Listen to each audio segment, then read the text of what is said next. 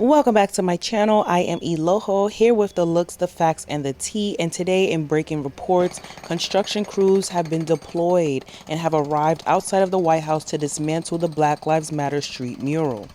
It's important to note that political pressures may have influenced this decision. DC's Mayor Muriel Bowser acknowledged these pressures, stating that while the mural had significant impact, the city couldn't afford to be distracted by meaningless congressional interference, especially given other pressing concerns like potential federal cuts. The change from Black Lives Matter Plaza to Liberty Plaza comes after multiple encroachments into the district's autonomy by President Donald Trump and congressional Republicans. In the early days of his second term, Trump said that he supported congressional efforts for a federal takeover of the nation's capital, stating DC was riddled with crime, graffiti, and homeless encampments. While Mayor Bowser originally commissioned the mural in June of 2020 as a response to a nationwide racial justice protest, she's also responsible for securing federal funding for the city. By removing Black Lives Matter Plaza, Bowser may be attempting to shift the narrative, avoiding direct conflict over Black Lives Matter while maintaining DC's access to federal resources.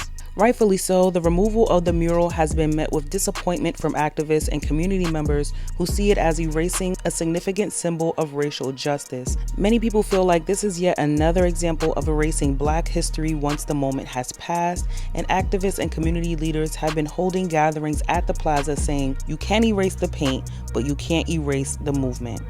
While Republicans and Trump supporters support the removal, arguing that the government-sanctioned message on public streets should not favor a single political movement and that the Black Lives Matter symbol went against their beliefs of all lives matter.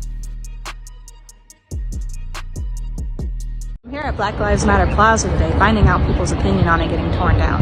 Well, it's very unfortunate, and from my understanding, it'll be gone tomorrow. So I wanted to bring my two granddaughters to get them to see a part of history, because this will be history, but unfortunately it'll probably be erased, so we'll have photos and memories of it. It's very unfortunate that this is what it's come to. I don't really see the benefit or the gain from removing something like this. I feel like it's something that's been a staple for, power and people in the community all over.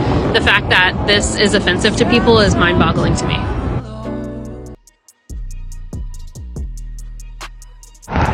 That story is never going to be washed away. It will forever be with us. A poignant moment for Kiana Jones as she looks at her work at Black Lives Matter Plaza. It's bittersweet, right? She painted the 2-block stretch on 16th Street Northwest in June 2020. The space was created after the death of George Floyd as a place for both protests and healing. That's what art is about. It's about creating. It's about having hard conversations, and you can create again. So it's never gone forever. In a statement on Tuesday, D.C. Mayor Muriel Bowser said the district will paint over the mural that stands 1 block from the White House. Today, she explained why. We have bigger fish to fry than fights over what has been very important to us and to their history, and especially in our ability to keep our city safe during that time. That mural played a very important part. Kiana, who is a Southeast D.C. native, understands the mayor's decision. People have been losing jobs. There have been budget cuts. There's been a lot that's been going on. And to have to fight for this and potentially lose a lot of funding that we definitely need right now, I understand that we have to make a choice, and sometimes art may not be it. So at this moment, Kiana is choosing to reflect on the impact that her work made. It speaks for itself. People travel the world to see this. Including civil rights leader and former Georgia Congressman John Lewis, who made his last public appearance at Black Lives Matter Plaza in June 2020 before he died 1 month later. It's a moment in history that can't be erased. I'm so honored and grateful to be a part. She says while her work may be washed away physically, it will always be a part of her spirit that she leaves in her hometown. Yeah, it can't be washed out. Exactly. Can't wash me out, baby.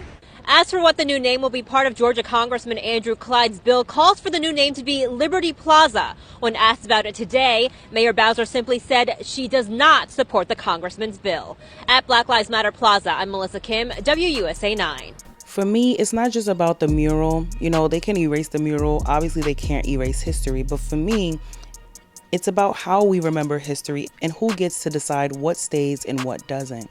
The mural was a part of a broader movement across the United States where similar installations were created in cities like New York, Los Angeles, and Atlanta. These murals served as a form of public art and not only raised awareness, but also fostered community engagement and dialogue about racial injustice. The mural in DC drew international attention and became a focal point for protests and rallies all over the world. And now that it's coming down, what does that say about actual change?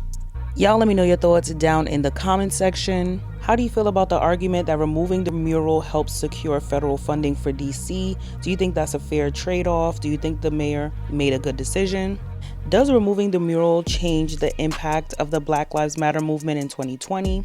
And do you think public murals like this should be permanent, or do they naturally have a time limit? Y'all let me know your thoughts down in the comment section. Be sure to like and subscribe, and I will see you at the very next one. Later.